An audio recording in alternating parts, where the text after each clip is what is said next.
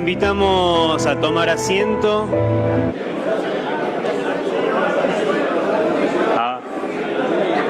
Mientras nos saludamos, aprovechamos este momento de encuentro.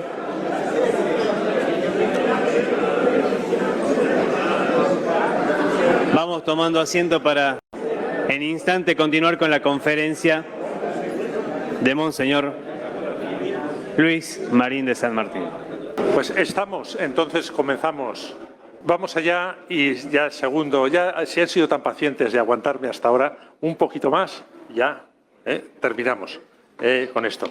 Espero pues ayudar. Luego tendremos a la tarde, algunos me decían, un tiempo para intercambio, diálogo, preguntas, de la disposición. Eso también nos enriquecerá. O sea, alguno me decía, un tiempo para poder preguntar y poder, lo va a haber.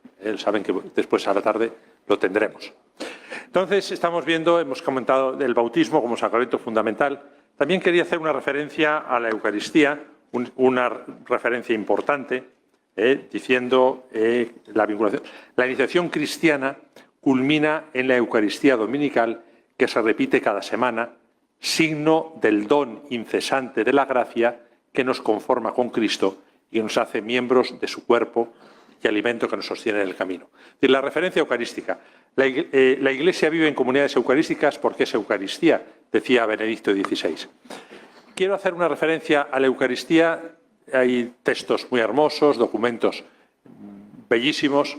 La Eucaristía como centro y culmen de la vida cristiana. En los diálogos sinodales, la referencia eucarística se ha potenciado y se ha pedido una clarificación también, sobre todo a nivel experiencial, vital. Me refiero, para que nos entendamos. Sobre todo el tema se plantea en las grandes ciudades, pero también puede ser en pueblos grandes, en centros urbanos grandes. Va creciendo el fenómeno de la urbanización, cada vez más grande, más fuerte en el mundo de hoy.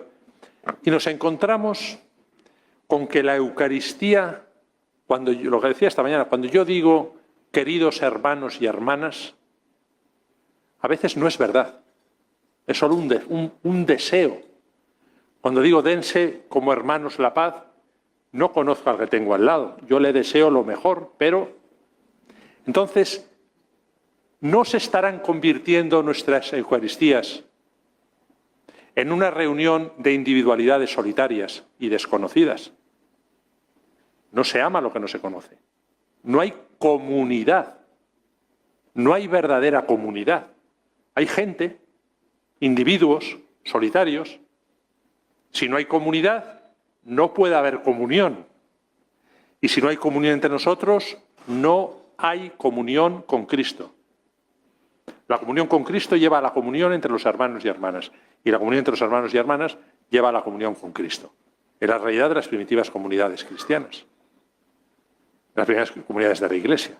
Debe existir comunidad. Entonces, uno de los retos que tenemos en la línea sinodal es potenciar la comunidad, la comunión en la Iglesia. Tengo aquí, no os voy a leer, textos muy hermosos de San Agustín, por ejemplo, de San Juan Crisóstomo, de San Cipriano. No hago esto. Entonces, por una parte, es potenciar la comunión, que exista comunidad, es un reto. Entonces, usted, párroco, en su misa de 11, en su misa de 12, ¿hay comunidad cristiana? ¿Existe la comunidad? ¿O son individuos juntos allí? Cuando los textos de San Agustín, cuando San Agustín habla de la comunión, el cuerpo de Cristo, y decimos amén, ya hemos hecho rutina, hacemos rutina de todo. Diciendo amén, de comunión con Cristo, unión con Cristo y unión con la comunidad.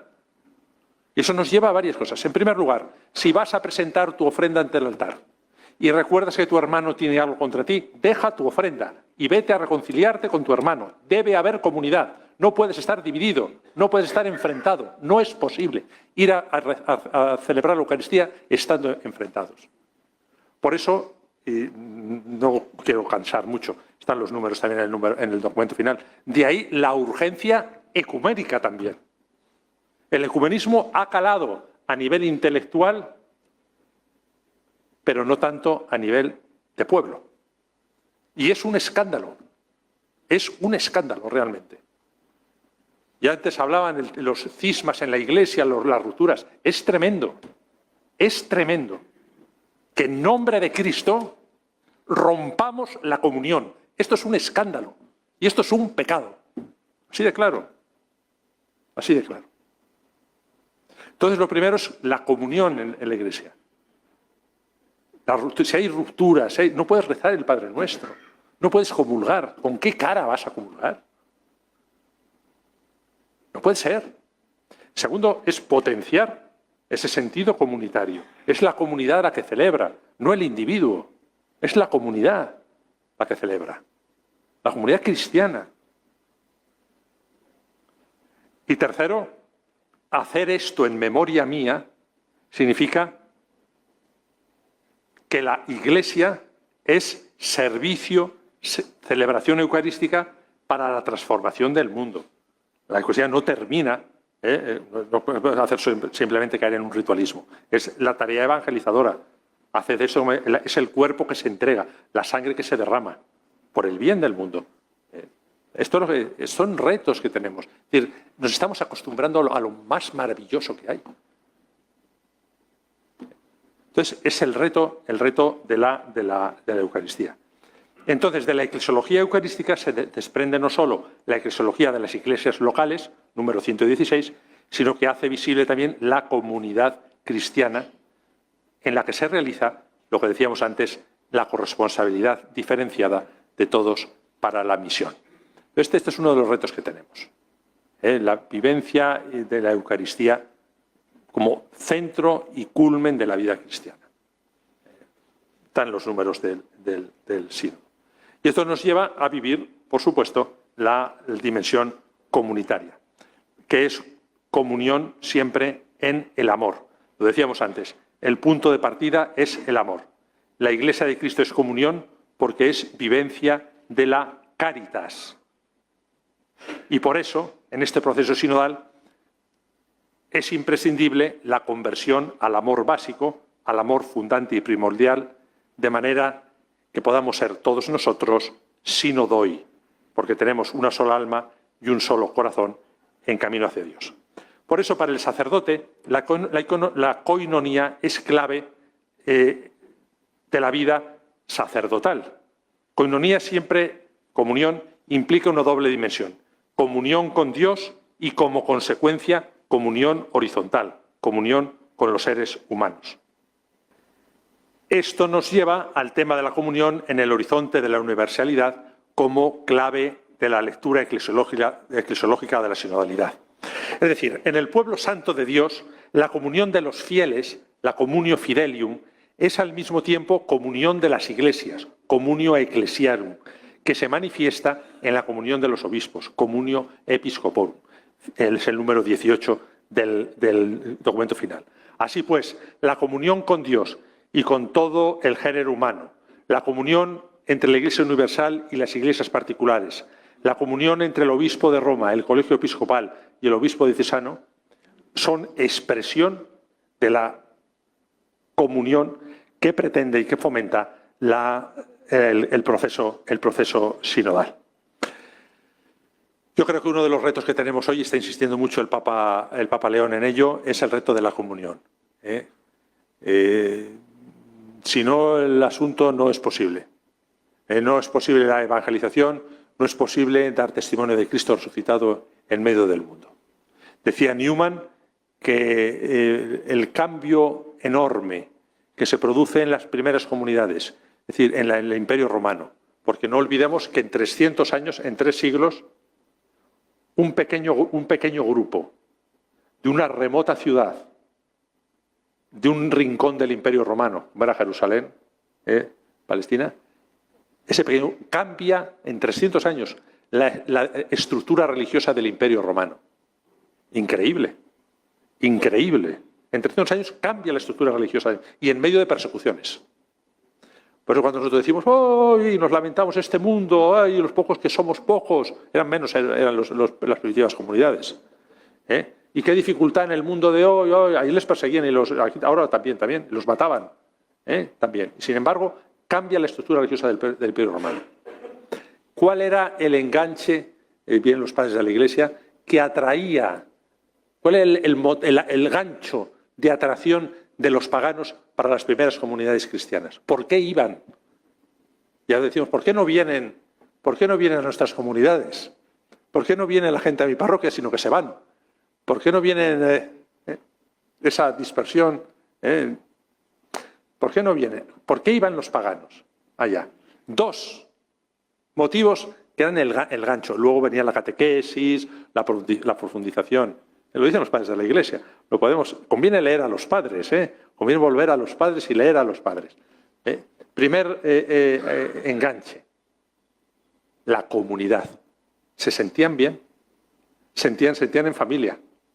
Ya podía ser esclavo, noble, intelectual, no saber nada, campesino, trabajador, funcionario. Te encontrabas bien en casa, te acogían, donde ibas era tu casa, había comunidad. Si uno viene a nuestras comunidades parroquiales, encuentra comunidad, encuentra acogida. Segundo, consecuencia de esto, era la alegría.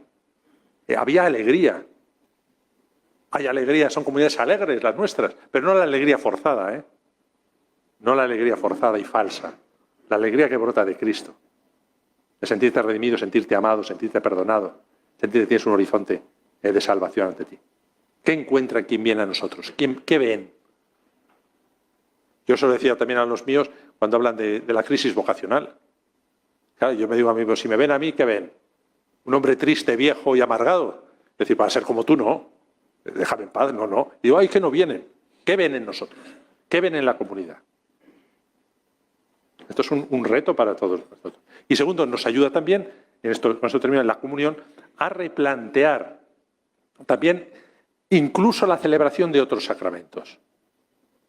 Me refiero, voy a poner un ejemplo, que tiene su... Ha habido unos obispos en Italia, de algunas diócesis, que han suprimido la obligatoriedad de los padrinos de bautismo. ¿Por qué? Porque es imposible. Los requisitos. Tienen que ser gente bautizados, que practiquen, que tengan una situación personal, primero creyentes, segundo bautizados, tercero confirmados, que estén en una situación personal, ordenada, que son tan los requisitos, no tengo a nadie, no va nadie a mis parroquias, no es posible. Entonces no es posible, entonces es absurdo. Entonces no hay padrinos, ninguno, no hace falta. Y algunos dicen, qué cosas. Pero viene una segunda reflexión. El sacramento del bautismo, ya lo digo, a ver si ya sé que puede no ser fácil, debe recibirse en la comunidad cristiana. Los padrinos debe ser la comunidad cristiana. Es la comunidad cristiana la que se responsabiliza de ese niño, de esa persona adulta que recibe el bautismo. Y nosotros nos creemos que es una gran cosa de hacer bautismos comunitarios, vienen 3 o 4 familias. ¿Por qué no está presente la comunidad cristiana? Se hacen a veces en la vigilia pascual, que sí está presente la comunidad cristiana. Pero debe ser siempre. No todos. Pero sí, la comunidad cristiana que recibe un nuevo miembro. Si a veces ni la parroquia no sabe ni quién se bautiza, ni si ha bautizo, ni cómo se llaman. Eso es... Hemos perdido el rumbo. Eso es un nuevo miembro para la comunidad. Cuando viene un nuevo miembro a la familia, nace un niño, nace un nieto, toda la familia está en alegría. Viene un nuevo miembro a la familia. Viene un nuevo miembro a la familia que es la Iglesia y no sabemos ni siquiera que existe. No sabemos ni cómo se llama ni nos importa nada. Lo va a haber que cambiar, ¿no? Entonces, no son tanto los padrinos de bautismo, sino la comunidad cristiana que acompaña ese proceso, que acompaña el crecimiento en la fe, el tema de las catequesis. Es la dimensión comunitaria que debemos cambiar, que debemos potenciar, que debemos reflexionar sobre esto. Yo no digo, no se trata de recetas y no se trata de que todos tengamos que hacerlo, pero hay que reflexionar. Nosotros como sacerdotes debemos reflexionar sobre esta implicación, esta implementación sinodal. El tema comunitario es esencial. Tiene que existir comunidad, debemos hacer posible que exista comunidad, una comunidad que celebra, que vive, que testimonia. ¿Cómo disciernan? Hay que discernir, hay que orar, hay que hablar, hay que pensar y hay que ir viendo, iniciar procesos. iniciar procesos. Bueno. Tercero, entonces hemos visto el tema de la comunión en sentido amplio. El proceso sinodal habla también de las vocaciones carismas y ministerios, es decir, la participación de la corresponsabilidad diferenciada. El primer punto, los carismas, dones de la gracia, y los ministerios, formas de servicio en la Iglesia con vistas a su misión, expresan la libertad del Espíritu Santo. Es decir, Lumen Gentium, Gaudium et Spes, sobre todo Lumen Gentium, número 32, número 12, nos hablan de la variedad de carismas y de ministerios que hay en la Iglesia. Por tanto, lo que decimos antes, por favor, ni clericalizar al laico, ni laicizar al clero. Cada uno según su vocación. Cada uno seguir la vocación a la que el Señor le ha llamado. Y seguirla totalmente.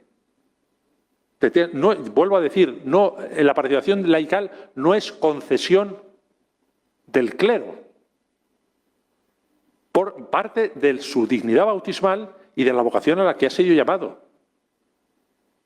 Entonces, no hay a ver de qué manera ir dejando como pequeñas cosas, concesiones, sino es al 100%. Me refiero, por ejemplo, pues la participación de los laicos. Luego vamos a hablar algo de esto.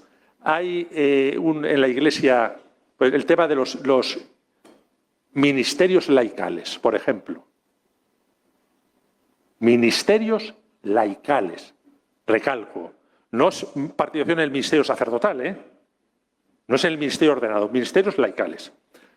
Hasta hace 3 años las mujeres no podían recibir estos ministerios. Parece increíble. Hay un cambio ahora, por supuesto, los ministerios laicales instituidos, que son lector, acólito y catequista, como institución. Era solamente para varones. Segundo, ¿qué pinta recibiendo los ministerios laicales los candidatos al orden sacerdotal, al ministerio ordenado? ¿Por qué se les instituye ministerios laicales si son clérigos, si van a ser sacerdotes, van a ser diáconos? Parece increíble también. No, es que el cursus honorum, van avanzando. Primero los ministerios laicales, luego el diaconado. Estamos perdidos, hemos perdido el sentido común. Son ministerios laicales, para laicos.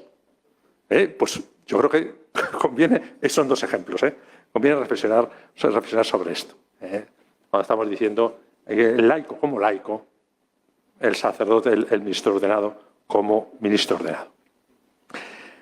Esa unidad, por supuesto, en la Iglesia y en Cristo Jesús y la pluralidad de carismas, vocaciones y ministerios. Segundo es, y también, por supuesto, la variedad de ámbitos en los que se ejerce ese ministerio, esa vocación. La vocación no está suspendida en el vacío, sino que se encarna en una realidad concreta, en un contexto, que es lo que dice el documento final, en un contexto. ¿Cuál es el contexto?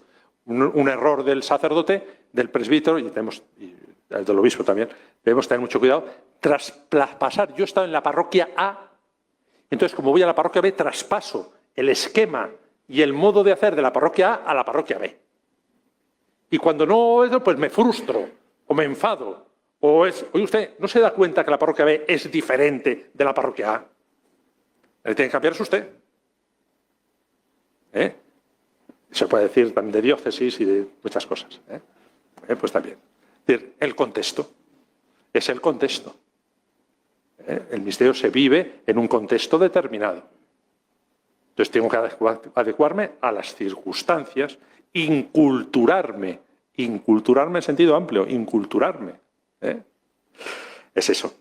Bueno, el segundo punto que quería comentar es la autoridad como servicio. La autoridad, lo hemos dicho antes, no voy a insistir mucho en ello. En los textos del concilio, el ministerio ordenado se concibe como servicio a la Iglesia y para la existencia de la Iglesia.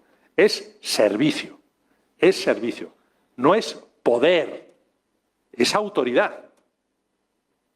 Pero no es poder, es servicio. Y por tanto hay que servir siempre. Y hay que ejercer la autoridad como servicio.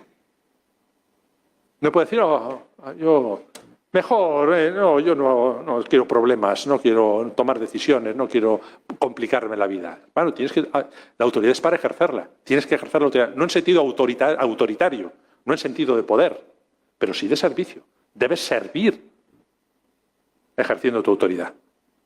A veces es un acto de amor. Es un acto de amor.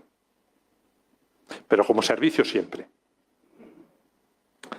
Por eso los ministerios deben comprenderse primero desde su génesis cristológica.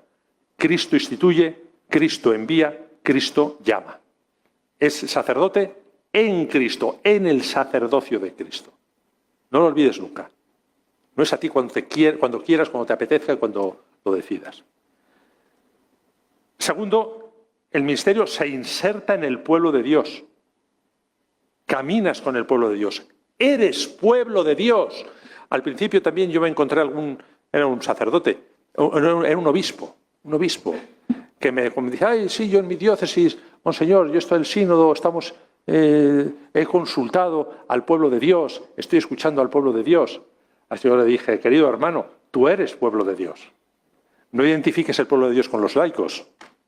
A veces tendemos a identificar el pueblo de Dios con los laicos. Ellos son el pueblo de Dios. No, todos somos el pueblo de Dios, todos nosotros, todos caminamos juntos. Hay que cambiar a veces la mentalidad. Y tercero, todo se orienta, todo ministerio, al fin común de la salvación, es decir, a ser evangelio, a ser buena noticia. Cuidado, todo. Cuando no nos convirtamos en profesionales o en gestores, somos testigos del evangelio allí donde estamos. Creo que esto es fundamental. Por tanto, la sacra potestas, conferida por Cristo, y ha dicho que la Iglesia es jerárquica, se orienta siempre a hacer crecer al pueblo de Dios. Este es el encargo, que dirá Lumen Gentium, el encargo que el Señor confió a los pastores de su pueblo. El servicio que se llama con toda propiedad diaconía, es decir, ministerio. Es Lumen Gentium 24. Por eso, ejercer la autoridad en medio de los hermanos significa servirlos, según el ejemplo de aquel que ha dado su vida para la remisión de muchos. Entonces es esto, es decir, la autoridad siempre entendida como servicio. Y por eso el servicio es un servicio de amor que a veces es costoso y es difícil. Por eso esa autoridad no se saca del pueblo de Dios. De ahí que el obispo y el párroco deba escuchar, para poder tomar sus decisiones. La autoridad está para ejercerla, no de forma autoritaria, sino como servicio de amor. La autoridad siempre es servicio. Y hay que también, se nos debe meter en la cabeza y también en el corazón, algo muy claro. A la Iglesia se viene a servir. Si usted ha venido a la Iglesia a progresar, el carrerismo, pues se ha equivocado. Se ha equivocado y además está haciendo el mal. A la Iglesia se viene a servir, donde la Iglesia le necesite. Disponible a la Iglesia lo que la Iglesia le necesita. Eso es algo que aquí se lo digo también en confidencia, que he aprendido del Papa León XIV. Yo he convivido con él 5 años, ya digo, en la misma comunidad. Fue él el que me llevó a Roma, tengo mucha relación con él. Y siempre ha sido un hombre disponible a lo que la Iglesia quiera de él, sea lo que sea. Ha tenido que asumir realidades difíciles, realidades no agradables, realidades también de autoridad. Lo que la Iglesia quiera de mí. Entonces lo que tenemos que hacer, lo que la Iglesia me necesite. No soy yo el que digo, yo soy el que voy viendo. Así está ya el germen del error metido. La Iglesia se viene a servir. Y este servicio debe hacerse en la comunidad. Por eso hay que potenciar lo que decíamos antes, la dimensión comunitaria, también en el ejercicio del ministerio sacerdotal. En el pueblo de Dios, juntos, no solo. Si te aíslas es un peso enorme y una desorientación y no sabes. Y esto es. Hemos hecho la Iglesia jerárquica y servicio de comunión, vamos a ir un poquito más rápido porque si no va a dar tiempo. Y el tema del sucesor de Pedro. siempre en la barca de Pedro. Pedro como principio de unidad, fundamento de unidad. ¿Quién era? San Juan Bosco decía a sus jóvenes: ustedes no digan viva Pío IX o viva León XIII, digan viva el Papa. Me refiero con Pedro siempre, sea quien sea Pedro, sea quien encarne a Pedro en ese momento de la historia. Siempre con Pedro, siempre en la barca de Pedro. Es el fundamento. Es decir, por tanto, a lo que me refiero, todo aquello que mina la solidez de la roca de Pedro está contribuyendo a la división en la Iglesia y es un verdadero pecado. Me refiero, ojo con todo esto.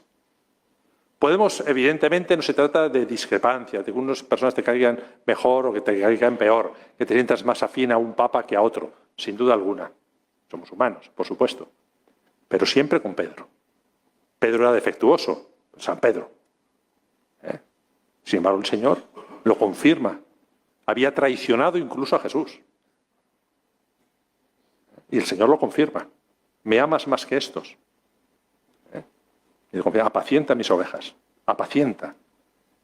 Le confirma. Entonces, siempre con Pedro. Minar la unidad de la Iglesia, minar la roca de Pedro significa minar la unidad de la Iglesia. A veces, a veces. Y es el centro de unidad. Es verdad que esto nos abre, y el documento final así lo recoge, a un nuevo planteamiento del ministerio petrino, ya pedido por San Juan Pablo II. Impulsa a revisar los modos del ejercicio del ministerio del obispo de Roma, articulando de modo sinfónico las tres dimensiones de cada iglesia local y de toda la iglesia: comunitaria, todos; colegial, algunos; y personal, unos. La iglesia toda, ministerio ordenado, ministerio petrino. Así, el número 134 ofrece algunas ideas en la perspectiva de la saludable descentralización indicada por el Papa Francisco y diversas conferencias episcopales. Y también animo a leer el documento sobre el obispo de Roma que ha publicado el Dicasterio para la promoción de la unidad de los cristianos. Es un texto hermoso, publicado en el 2023. ¿Cómo se ejerce el primado petrino? ¿Cómo se ejerce? ¿Cuál es la relación entre el todos, algunos, uno? Son desarrollos teológicos, pero siempre con Pedro, siempre en la Iglesia entera. No pensemos... Alguien me preguntaba antes, luego si acaso en las preguntas podemos dialogar sobre ellos. A mí me asusta cuando uno se cree posesión de la verdad. Yo tengo la verdad. Entonces no tengo que cambiar nada. Son los demás los que cambian. Qué tremendo, ¿eh? Y hay cuántas personas así. Es el principio de los grupos sectarios, de los cismas en la Iglesia. Todos los cismas de la Iglesia, es por parte de algunos que dicen: yo soy la verdad. Los otros se equivocan. Nunca fuera de la barca de Pedro. Siempre en la barca de la Iglesia, siempre con la Iglesia, siempre. Lo que tengas que decir, dilo dentro. Cuidado con todo esto. Y siempre ha ocurrido también en grupos. No se trata de crear, y luego también podemos hablar de esto, iglesias locales, iglesias nacionales, cerradas, sino siempre en la Iglesia universal. Siempre con toda la Iglesia, en toda la Iglesia. No soy yo quien decido. En cosas, no el cambio de dogmas, sino también en algunas realidades, siempre en la Iglesia de todos, con todos los demás. Con toda la Iglesia. Esto es uno de los temas que tenemos que ir viendo. Y aquí, brevemente, se inscribe el ministerio ordenado en lo que estamos viendo. Simplemente voy a algunos aspectos del ministerio episcopal. El ministerio episcopal, las claves de interpretación vienen en el capítulo 3 de Lumen Gentium. El colegio episcopal es sucesor del colegio apostólico en el magisterio y el gobierno pastoral. Es decir, como colegio, sucesor del colegio apostólico, y expresa la diversidad y la universalidad del pueblo de Dios. Segundo, la pertenencia al colegio episcopal está ligada a dos requisitos, que a veces el primero es la consagración episcopal, que es la causa eficiente. Y segundo, que es la condición indispensable para su ejercicio, la comunión efectiva con la cabeza y los restantes miembros del colegio. No quiero entrar en ello, es un desarrollo teológico y eclesiológico que invito también a las facultades y a los teólogos a hacer. ¿Hasta qué punto alguien que no está en comunión con la cabeza y con el resto del cuerpo, del colegio, uno que recibe la consagración, la ordenación episcopal, fuera, no en comunión, es válido eso? Es algo mágico. Ya digo que no quiero dar una solución aquí, y eso en línea no está cerrado la discusión. Es un tema que se puede discutir, se puede profundizar. Hay opiniones para todos los gustos. Pero, me refiero es decir, la consagración episcopal como base eficiente y la condición para su ejercicio, el estar en comunión con la cabeza y con el resto de la Iglesia. Si no, me desgajo de él. Bueno, lo dejo ahí. Tercero, el colegio episcopal, en unión con el sucesor de Pedro, constituye el sujeto del poder pleno y supremo sobre la Iglesia. El colegio episcopal con el sucesor de Pedro. Es decir, no caemos en el conciliarismo. Se trata de esto. 4. El sumo pontífice, el Papa, puede ejercer libremente su potestad en todo tiempo. En cambio, el colegio, aunque existe siempre, no se halla siempre en la plenitud del ejercicio, en el concilio. Sí, el Papa siempre. Y 5, si bien los obispos son vicarios y delegados de Cristo y no subalternos del Papa, esto es importante también, El obispo no es un subalterno del Papa, es vicario y delegado de Cristo. Pero el colegio solo existe cum Petro et sub Petro. Es verdad que el obispo no es un delegado del Papa, no es un monaguillo del Papa, es sucesor de los apóstoles, su diócesis. Pero también es verdad que el colegio no existe si no es cum Petro et sub Petro. Es que a veces se encuentra uno con cosas extrañas. Nos hemos encontrado con iglesias nacionales, grupos que si el Papa me gusta sí, si no, cosas extrañas. Mi pequeña diócesis, que yo soy un pequeño príncipe y estoy en desconexión con el resto de los obispos, el resto de la conferencia episcopal, si ellos van por ahí, yo voy por acá. Bueno. El sínodo, ¿qué pide el sínodo en el número 71? Clarificar el rol de los obispos auxiliares, ampliando en las tareas que el obispo puede delegar, como también se pide clarificar el rol de los obispos eméritos. No está, son ámbitos que todavía no están claros. El obispo emérito, ¿qué función tiene? ¿Cuál es su realidad? El obispo auxiliar, ¿qué puede delegar el obispo titular en el obispo auxiliar? Son temas que pedimos clarificar. Y también, junto con esto, clarificar y potenciar las provincias eclesiásticas, las conferencias episcopales regionales también, de trabajo conjunto, tantas cosas. En algunos sitios funciona, en otros sitios no funciona. Hay una variedad enorme. Lo que dicen son las estructuras de participación, de corresponsabilidad. La misión del obispo fundamental es la de reunir y componer en unidad todo don que el Espíritu Santo derrama sobre bautizados, hombres y mujeres, y sobre las diversas comunidades. Es lo que decía el Instrumento Laboris para la segunda sesión, número 38. Esa necesidad y esa urgencia del obispo como centro de unidad, como punto de unidad también de la diócesis.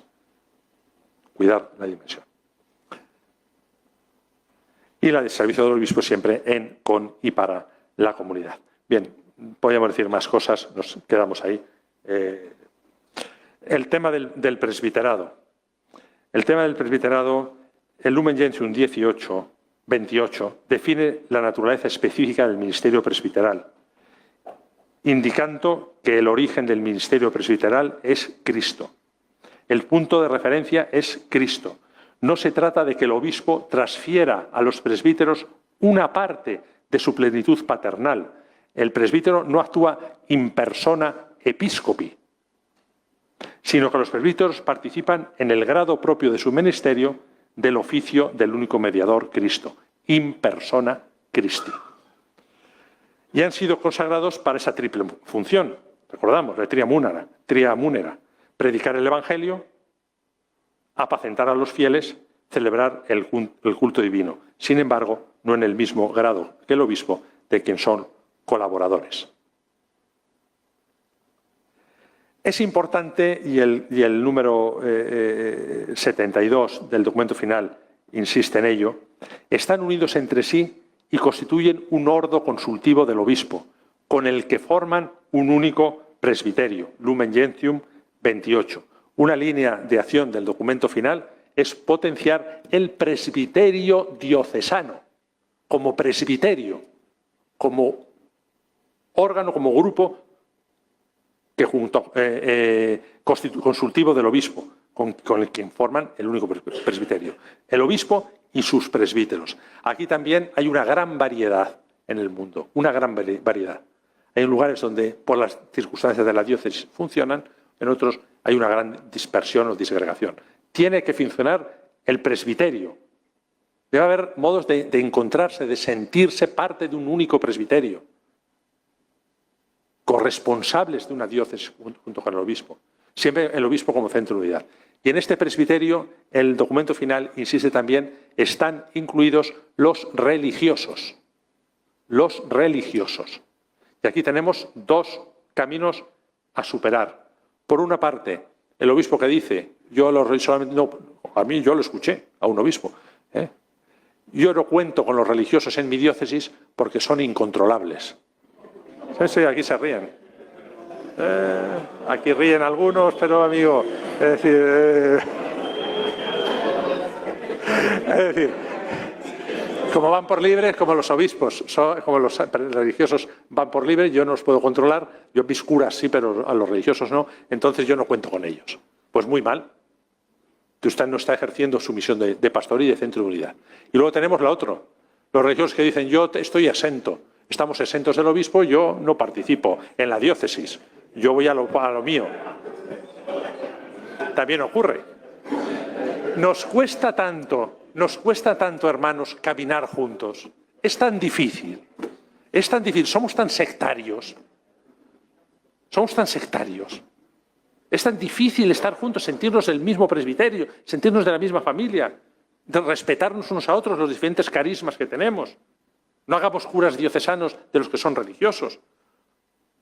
No hagamos religiosos de los que son curas diocesanos. Pero juntos vamos a ayudarnos, somos la misma diócesis, es riqueza para la diócesis. La diócesis tiene derecho a que yo la enriquezca con mi carisma. Tengo obligación de integrarme. Yo se lo he dicho a un religioso. Es obligatorio, debes integrarte en la diócesis, es necesario. La diócesis tiene derecho a que tú la enriquezcas con tu carisma. Debes integrarte. Y lo mismo, la diócesis debe acoger la variedad de carismas, vocaciones y ministerios y enriquecerse con ellos. Y esa integración enriquece también tu misma vivencia, la vivencia de tu vocación religiosa, en contacto con otros. No es una cosa aislada, sino dentro de la Iglesia, que se enriquece con los demás. También es otro cambio de mentalidad. A veces nos cuesta, tenemos que cambiar tantas ideas, tantas formas, tendemos, luego nos quejamos, que nos va mal, que estamos tristes, que no evangelizamos y que es todo muy difícil. Es que a veces no queremos, no se puede. El sínodo, lean el documento final, va un poquito en esta línea. Y aquí se plantea también la realidad de la parroquia. La parroquia, Francisco en su carta a los párrocos afirma que nunca llegaremos a ser iglesia sinodal misionera si las comunidades parroquiales no hacen de la participación de todos los bautizados en la única misión de anunciar el Evangelio el rasgo característico de sus vidas. Si las parroquias no son sinodales y misioneras, tampoco lo será la Iglesia. Hay que empezar desde abajo. Es un reto, que hay párrocos, aquí hay sacerdotes, es un reto. Hay que comenzar por la propia parroquia, porque es la iglesia de Cristo, es la iglesia de Jesús, no es otra iglesia. Entonces es fundamental y para eso debemos tener en cuenta las realidades de hoy. Es verdad que tenemos el reto de de potenciar la relación entre parroquias, otro reto también que tenemos, en estructuras supraparroquiales. Y tenemos el reto de la creatividad también. A ver, tenemos que ver de qué forma de estructurarnos que respondan también a nuestra época, a nuestro tiempo. En algunos lugares se han creado unidades pastorales, hay muchas formas, muchas maneras. Pero tienen que tenemos que vivir como comunidad cristiana. Hay que ir viendo. Y, por último, siempre estamos orientados a la misión. La parroquia no debe estar centrada en sí misma, sino orientada a la misión y apoyar el compromiso de tantas personas que de diferentes maneras viven y dan testimonio de su fe en su profesión y en las actividades sociales, culturales y políticas. Todo esto nos habla el número 117. Es decir, la misión desde la parroquia. Cuidado con una orientación parroquial de subsistencia. Cuidadito, ¿eh? Eso es la muerte. Si nos orientamos solo para subsistir, es cuestión de tiempo. Es cuestión de tiempo. Entonces se muere. Un principio que se puede aplicar para todo y una ley universal es que todo lo que se cierra en sí mismo se muere. Todo. Una persona cerrada en sí misma, no necesito de los demás, yo me basto de mí mismo, los demás me molestan. Una parroquia, una diócesis, un grupo, una comunidad religiosa. Si te cierras en ti mismo, te pudres. No hay aire. Es cuestión de tiempo. Y aquí Francisco insistía mucho, y yo creo con gran razón. A veces decimos, es que somos pocos. Es que somos poquitos. Entonces vamos es como aquí mi hermano sabe también bien, Padre Pablo. A veces las reestructuraciones de las circunscripciones de los religiosos es para resistir. Y como somos pocos, vamos cerrando casas. Vamos cerrando casas y nos vamos concentrando. Te morirás, al final cerrarás la última. No hay más. Hay que salir. Hay que tener dinamismo evangelizador. Si eres poco, algo podrás hacer. Y eso creará vida. Eso crea vida, si no es muerte. Es apostar por la muerte o apostar por la vida. Tú decides. Te cierras, te mueres. Estás muerto. Esa es cuestión de tiempo. Cada vez seas menos, cada vez seas más triste, cada vez mucho más dificultades. Abre lo que puedas hacer. ¿De qué manera puedes evangelizar? ¿De qué manera puedes salir? Y eso en comunidad, la comunidad parroquial. Por eso cada grupo, cada parroquia debe plantearse, vemos en el documento final también, de qué manera puedo evangelizar. ¿Qué ámbitos necesitan evangelización? ¿Cómo podemos hacerlo? Es esencial. ¿Qué ámbitos no está Cristo? ¿En qué ámbito no está Cristo? ¿Y qué podemos hacer? ¿Qué debemos hacer? ¿Qué pasos debemos dar? Plantearnos la tarea evangelizadora, por favor, en todas nuestras actividades, en nuestras parroquias, en lo que hacemos, en nuestros grupos. Hay que salir, hay que abrirse. Es esencial. ¿Y esto cómo lo podemos hacer? Desde el discernimiento comunitario, que es un elemento clave para la acción pastoral de la Iglesia sinodal, el discernimiento comunitario, y en el intercambio también con otros grupos y vocaciones, en la relación con los ministerios no ordenados. Y aquí simplemente termino con esto, las estructuras de comunión y participación. Hemos hablado mucho de esto. Hay simplemente hablar de dos estructuras de participación que el sínodo insiste. Por una parte ya hemos hablado de los consejos pastorales que deben existir en todas las parroquias. Cuiden esto. Y en segundo lugar, otra estructura, yo no sé aquí, el sínodo diocesano. El sínodo diocesano. Después de 60 años del concilio, muchas diócesis no han celebrado un sínodo diocesano. Hay una decisión, una sugerencia del documento final que el sínodo diocesano sea periódico, frecuente, con cierta frecuencia se celebre un sínodo diocesano en las diócesis, para evaluar, para crear y redactar planes pastorales. para implicar, para analizar los contextos. Sínodo diocesano como instrumento de renovación sinodal. Consejos pastorales, sínodo diocesano. Son dos estructuras de participación en los que insiste el documento final. Y por último, hablar de la transparencia, la rendición de cuentas y la evaluación. Hay todo un capítulo que yo invito a leer, lo que significa transparencia y rendición de cuentas. Somos muy opacos y, sobre todo, no insisto mucho en ello, lo que sí falta mucho es la evaluación. Nos cuesta mucho evaluar. Pensamos que el objetivo es un documento, un plan pastoral. Ya está hecho. Ya hemos terminado. Todo plan, todo proyecto debe incluir la evaluación. Debe incluir la evaluación. Formas, estructuras, modos y tiempos. Evaluar. Hay que aprender a evaluar. Para que nos evalúen juntos. Esto es lo que quería decir. Y ya, bueno, la misión hemos visto. Simplemente terminar pues con esto que dice el Papa León XIV. La sinodalidad expresa felizmente el modo en el cual el Espíritu modela a la Iglesia. Es un camino que estamos recorriendo juntos, es un camino de esperanza enorme, un camino de renovación, y juntos yo también agradezco estos pasos que vamos dando.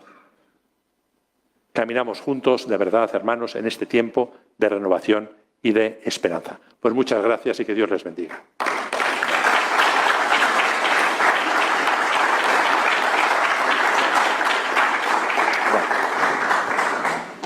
Terminamos. Luego a la tarde tenemos tiempo para dialogar juntos. A las 2:20 tenemos que regresar aquí para el intercambio que vamos a tener con Monseñor y seguir en esta dinámica. Muchas gracias.